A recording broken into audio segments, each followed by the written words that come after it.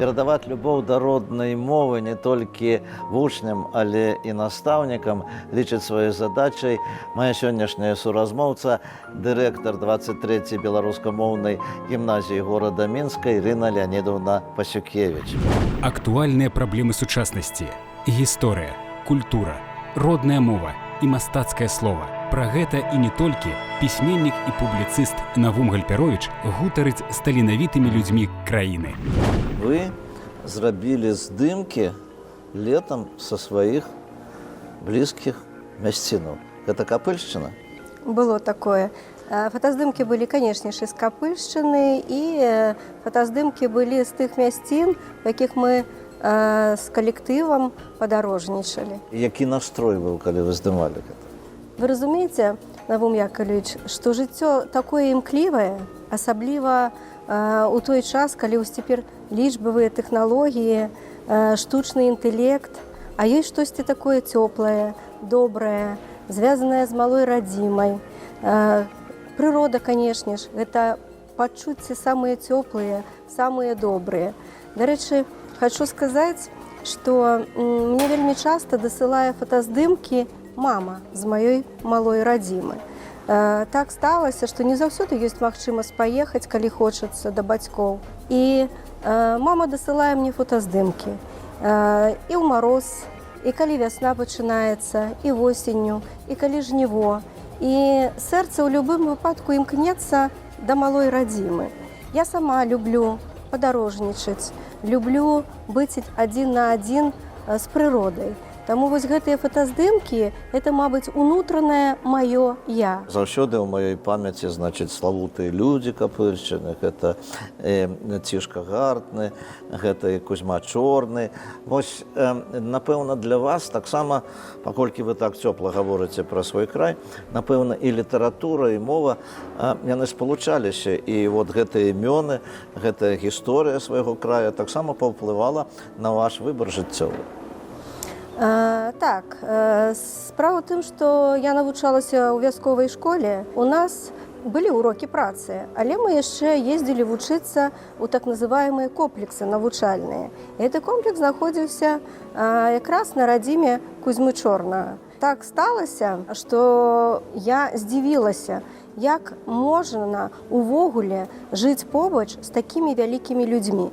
Прычым у мяне была вельмі добрая настаўніца беларускай мовы і літаратуры, якая і прывяла любоў да роднай мовы, прывяла любоў да роднай літаратуры і жаданне быць настаўнікам.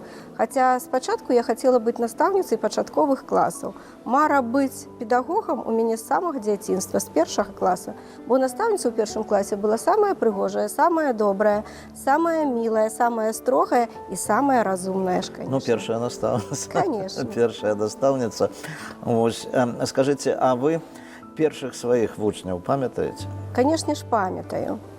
Але я пачынала працаваць на той час гэта старэйшы піянер-важатай. І зразумела, была піянерская дружына, былі піянеры, урачыстыя лінейкі, былі вучні, якія шчыра імкнуліся да гэтай дзейнасці.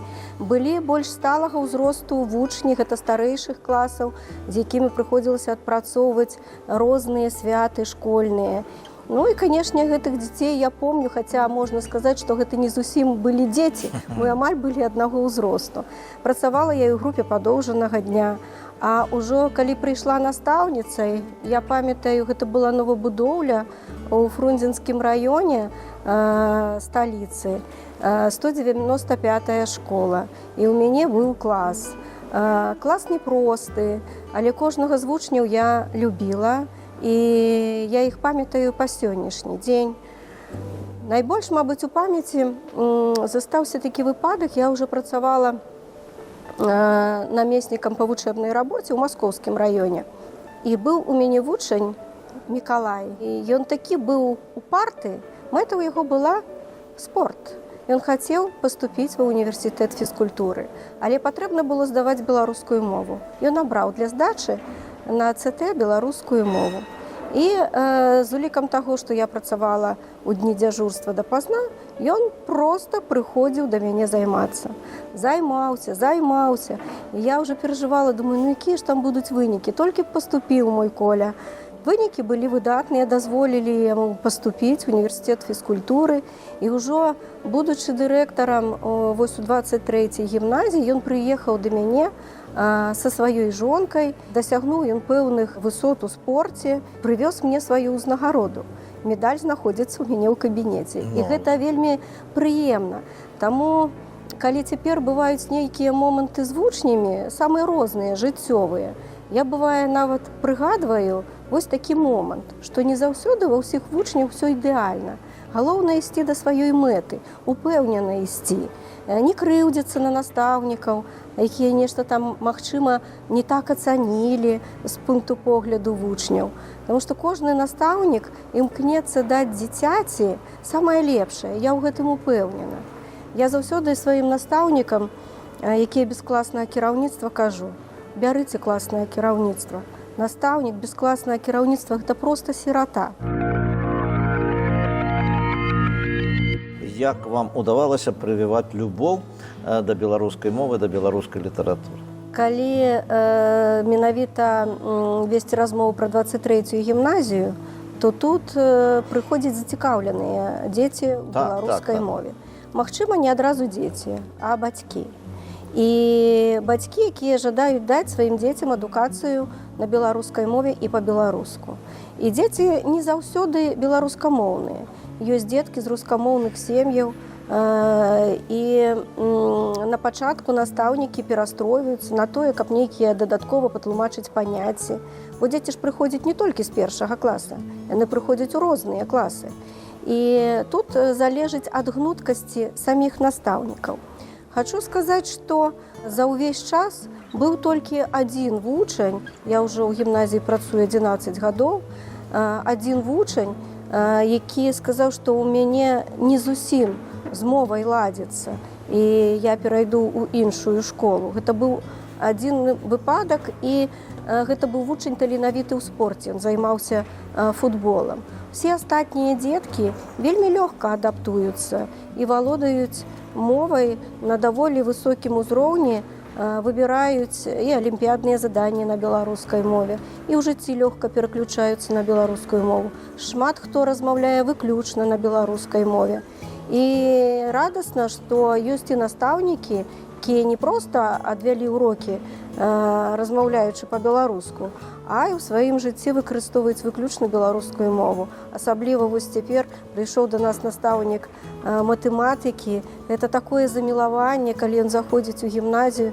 Ну, я кажу, ну, будучы дырэктар, ну, вось будучы дырэктар, а ён кажа, хачу быць навукоўцам. Гэта такі глыбокі, я лічу, прарыў у беларускамоўным навучанні, калі настаўнікі самі імкнуцца выкладаць мову на беларускай мове і прадметы не толькі мовазнаўчага накірунку. Вы ўзрадаваліся, што прыйшлі ў такую школу? На самой справе пераход у 23-ю гімназію для мяне быў не зусім такі мэтанакіраваны і хутчэй быў выпадковы. Я была на той час дырэктарам у Маскоўскім раёне 170-й школы. Это быў цікавы калектыў, выдатныя вучні, лепшы цэнтр дапрызыўнай падрыхтоўкі. Гэта былі людзі зацікаўленыя даць адукацыю дзецям. Настаўніцкі калектыў быў вельмі цікавы. І прапанова паступіла ад камітэта па адукацыі. Для мяне было цікава. Чаму цікава? Я ўвесь час задумвалася аб тым, што, мабыць, у беларускамоўных установах павінна працаваць настаўнікі, адміністрацыя і дырэктар, тыя, хто жадае несці беларускую мову і жадае жыць з гэтай беларускай мовай штодзённа. І калі я бачыла беларускамоўныя установы, я заўсёды неяк так, ну, сказаць, мабыць, прымярала на сябе, ці магла б я працаваць у беларускамоўнай установе, бо да гэтага часу працавала ў рускамоўных. Ну і, мабыць, думкі матэрыяльныя так і сталася, што на той час мне прапанавалі 23-ю гімназію, я прыйшла. Як сёння помню, гэта было 1 жніўня, а 4 жніўня я ўжо гэтую гімназію здавала да новага навучальнага года. Падзеі развіваліся вельмі так імкліва. І адразу не было часу задумацца.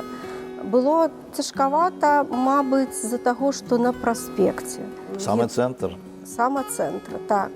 Я-то прывыкла, што гэта спальны раён, кругом будынкі, зялёныя зоны, а тут праспект. І там сярод бацькоў ёсць немало творчых, цікавых людзей. Так, вы ведаеце, быў такі выпадак. Летам мы праводзілі рамонтныя работы, і падрадная арганізацыя працавала, і прыехаў дырэктар арганізацыі і казаў: я ніколі не думаў, што я змагу так расчыніць смела дзверы ў гімназію. Калі я праязджаў па праспекту, я думаў, што это ўвогуле нейкая зачыненая установа, у якую трапіць можна, неведама як.